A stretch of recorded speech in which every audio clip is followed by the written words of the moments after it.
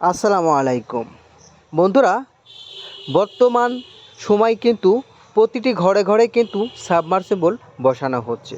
তো এই সাবমার্সিবল পানি যাতে কোনো বাসনা বা আয়রন বা কোনো দুর্গন্ধ যাতে না থাকে, তে এই পাইপগুলো বা এই মোটরগুলো কীভাবে বসালে আপনারা এই সমস্যা থেকে স্থায়ীভাবে মুক্তি পাবেন বা সুন্দর এবং সুস্বাদু পানি পাবেন, আজকে আপনি সুন্দর করে সেটা দেখিয়ে দিব।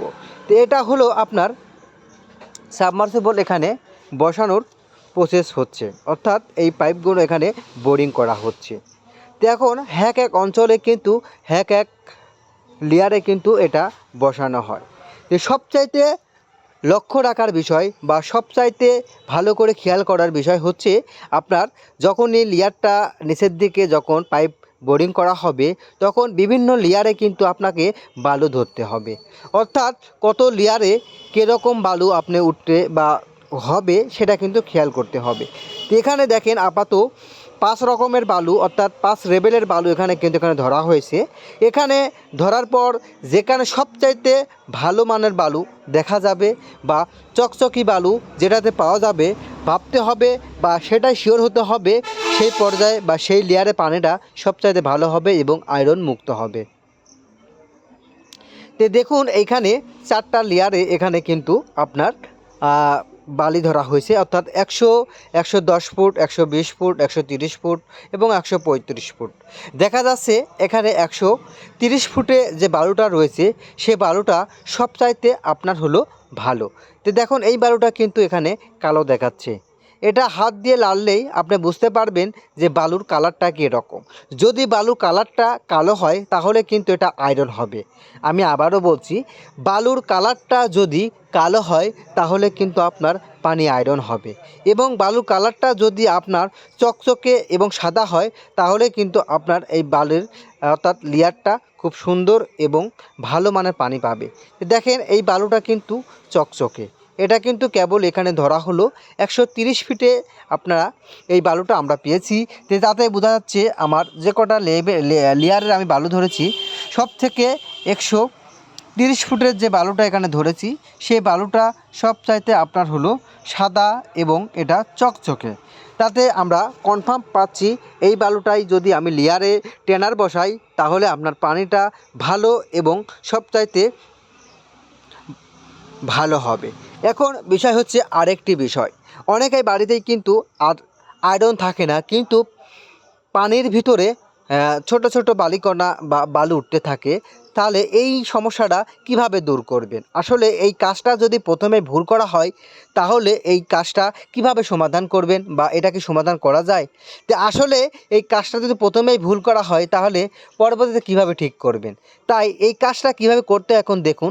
প্রথমত আপনার সর্বপ্রথম কিন্তু পাইপ নামানোর সময় আপনাকে টেনার ব্যবহার করতে হবে বা টেনার নামাতে হবে। তো দেখুন মিস্ত্রিরা কিন্তু সম্পূর্ণ লেয়ার এখানে বোরিং করার পর এখন লেভেল অনুযায়ী আপনার যে লেয়ারে বা যে লেভেলে আপনার পাইপটা দিবে সেই হিসাবে কিন্তু প্রথমেই এখানে কিন্তু টেনার এখানে নিচে নামিয়ে দিবে। তো এখন এই টেনারটা বসানোর সময় বা দেখেন এখানে কিন্তু পুড়িয়ে এখানে কিন্তু আপনার হলো মুখটাকে মেরে দেওয়া হলো। এখন এই মুখটা মারার সময় যদি কোনো হালকা বা লিক থাকে তাহলে কিন্তু নিচ থেকে বালু চুয়াবে, এবং এইখানে দেখেন 1.5 থেকে 3 ইঞ্চি এখানে দেখেন কনভার্টার বলা হয়, দেখেন এখানে হাফ সিলিন্ডার বলা হয়। তো এখানে 1.5 থেকে 3 ইঞ্চির যে এখানে আপনার হলো সিলিন্ডার লাগানো হলো, এই জয়েন্টটা যেন কোনোভাবেই আপনার নর্মাল বা যত হালকা না হয় সেদিকে আপনাকে কিন্তু খেয়াল করতে হবে। এটা মজবুতভাবে মেরে আঠা মেরে তারপরে টেনারটাকে সর্বপ্রথম নিচের দিকে নামিয়ে দিতে হবে। তো দেখুন এখানে টেনারটা সুন্দর করে নিচ মুখটা ব্লাড টেপ মেরে তারপর টেনারের সাথে 1.5 ইঞ্চি পাইপ এখানে সংযোগ করা হচ্ছে। তো আমাদের অঞ্চলে, আমি পাবনা সদর অঞ্চলে আমি বাস করি। তো আমাদের অঞ্চলে 200 ফিটের মধ্যে আমরা লেয়ার পেয়ে থাকি। তো এই জন্য সাবমার্সাল গাড়ার জন্য আমরা 80 ফিট আমরা 3 ইঞ্চি ব্যবহার করি এবং বাকিটুকু 1.5 ইঞ্চি পাইপ ব্যবহার করে থাকি। তো এখন যদি 2 হর্সের মোটর ব্যবহার করি সেক্ষেত্রে আমরা 80-90 ফিট আমরা 4 ইঞ্চি পাইপ ব্যবহার করি, বাকি 1.5 ইঞ্চি পাইপ ফিটিং করি। তো এখন দেখেন কনভার্টারের সাথে আমি কিন্তু এখন দেখেন 1.5 ইঞ্চি যতটুকু পাইপ প্রয়োজন ছিল সেটা দেওয়া হয়ে গেছে। এখন আমি দেখেন 3 ইঞ্চি পাইপ এখানে ব্যবহার করছি। এখন সবচেয়ে লক্ষ্য রাখার বিষয়, এখানে দেখেন যে জয়েন্টগুলো রয়েছে, এই জয়েন্টগুলো অবশ্যই যে আটা রয়েছে, গাম আটা বা সলিউশন আটা, এই আটাকে মজবুতভাবে দিয়ে তারপরে ব্লাড টেপ এমন সুন্দর করে মারতে হবে যাতে কোনোভাবেই লিক করা বা কোনোভাবে এখানে দুর্বল যাতে না হয় সেদিকে খেয়াল করতে হবে। মনে রাখতে হবে এই লিকগুলো যদি আপনার লিক করে তাহলে কিন্তু বালি ওঠার সম্ভাবনা রয়েছে। সর্বশেষ সম্পূর্ণ পাইপ দেওয়ার পর এভাবে আপনাকে ওয়াশ করতে হবে। সবচাইতে ইম্পর্টেন্ট বিষয় হলো যখন পাইপগুলো নিচে নামানো হবে, নামানোর পর এই পাইপটাকে ওয়াশ করা। মিনিমাম 10 মিনিট ধরে এভাবে পরিষ্কার পানি ঢুকিয়ে এভাবে আস্তে আস্তে আপনাকে ওয়াশ করতে হবে। তো দেখুন অনেক ভাইরাই বা অনেক মিস্ত্রিরাই কিন্তু পরিশ্রমের কথা ভেবে তারা কিন্তু এই ওয়াশটা করে না। সবচেয়ে বড় বিষয় হলো এই ওয়াশ করা। এই ওয়াশ করা যদি আপনার হলো না করা হয় বা এটা যদি কম করে তাহলে কিন্তু আপনার পানি ঘোলা আসবে, পানি গন্ধ হবে বা পানির ভিতর বালু পাওয়া যাবে। এখন সর্বশেষ পাইপটাকে মজবুতভাবে দাঁড়ানোর জন্য এটাকে যে সিলিকন মোটা বালু রয়েছে, এই বালু অর্থাৎ কুচি কুচি ছোটো ছোটো বালু পাথর থাকে, এরকম বালু আপনাকে সিলিকন বালু সুন্দর করে পাইপের ভিতর এখানে নামিয়ে দিতে হবে। যখনই নামানো হবে তখন দেখেন 3 ইঞ্চি পাইপের ভিতর দিয়ে দেখেন এখানে কিন্তু পানি উপর দিকে উঠছে এবং পরিষ্কার পানি কিন্তু এখানে উঠছে।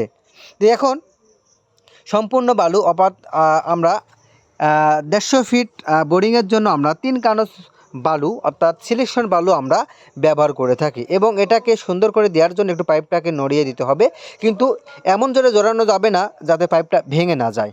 তো দেখুন এখন আমি সুন্দর করে এখানে আপনার বালু রয়েছে সেটাকে সুন্দর করে নামিয়ে দিলাম। সর্বশেষ এখন আমার সাবমার্সিবল যে পাম্প রয়েছে এই পাম্পটা সুন্দর করে এখন প্রসেস করে বোরিংয়ের ভিতরে আমি নামিয়ে দিব।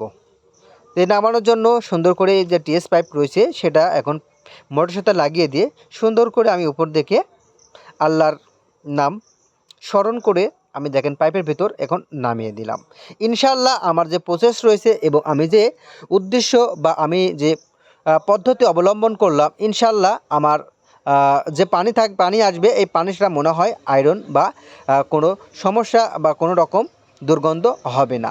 সর্বশেষ 60 ফিট আমি দেখেন এখানে যে টিএস পাইপ এখানে নামানো দরকার ছিল সেই টিএস পাইপ নামিয়ে দিয়ে এখানে কিন্তু দড়িটাকে সুন্দর করে মজবুত করে বেঁধে দিচ্ছি যাতে কোনোভাবে টিএস পাইপ থেকে ছুটে গেলেও দড়িতে যেন আমার মোটরটা ঝুলে থাকে। এখন আমি দেখেন মোটরটা চালু করব, এক চান্সে দেখি পানি ওঠে কি না। আমি একটু অপেক্ষা করব যেহেতু মোটর সুইচটা আমাকে দিতে হবে। দেওয়ার পর হ্যাঁ আমার দেখেন এক চান্সেই কিন্তু এখানে পানি উঠছে এবং দেখেন পরিষ্কার পানি উঠছে। প্রথমত আপনার 30 সেকেন্ড থেকে 1 মিনিটের মতো এখানে পরিষ্কার পানি উঠবে, তারপর কিছু পরিমাণ একটু ঘোলা পানি আসবে, কারণ আমার যে বালি দিলাম বালির কিছু আপনার হলো যে কালো পানি, এটা পানি উঠবে, উঠে আস্তে আস্তে এখানে আমার পানিটা পরিষ্কার উঠে যাবে। এখন যেহেতু আমার পানি উঠে গেছে এখন আমার যে কাজটি করতে হবে এই মোটর বসানোর সাথে সাথে আমার মিনিমাম কমপক্ষে 2 থেকে 3 ঘন্টা আমাকে একাধারে এই পানি আমাকে উঠাইতে হবে। তো এখন যখনই মোটরটা চালু করব 20 মিনিট পর পর থেমে থেমে 1 মিনিট বন্ধ রেখে তারপর আমার মোটরটা চালু করতে হবে। তাতে কি হবে, আমার যত ময়লা এবং যত নোংরা পানি রয়েছে সেই পানিগুলো আমার উঠে যাবে। সর্বশেষ আমি বলেছিলাম আমার পানি আয়রন হবে কিনা এরকম প্রাকৃতিক উপায়ে এটা চেক করব। এরকম একটা কাঁচের গ্লাস নেবেন এবং গ্লাস নিয়ে এক গ্লাস পানি ভরবেন। এখন প্রাকৃতিক যে উপায় রয়েছে সেটা হলো আপনার আমশরীর বা পেয়ারার যে আপনার হলো পাতা রয়েছে, এই পাতাটা কুচি কুচি পাতা সুন্দর করে এরকম হাতের পাশে ডলবেন। ডলার পর সুন্দর করে আপনারা এরকম কুচি কুচি করে এটাকে ডলে দিবেন। ডলার পর গ্লাসের ভিতরে আপনারা এরকম পাতাটা ছেড়ে দিবেন। ছেড়ে দেওয়ার পর আপনার 10 সেকেন্ডের মধ্যে এই পানিটা যদি আপনার কালো হয়ে যায় তাহলে আপনি নিশ্চিত ভাববেন এই পানিটা আপনার আয়রন হয়েছে। আর যদি এরকম সাদা থাকে তাহলে নিশ্চিত ভাববেন আপনার পানিটা আয়রন হয়নি। শুধু তাই নয়, আপনার পানিটা কখনো দুর্গন্ধ হবে না এবং আপনার মোটর থেকে বা সাবমার্সিবল পাম্প থেকে কখনো বালু উঠবে না।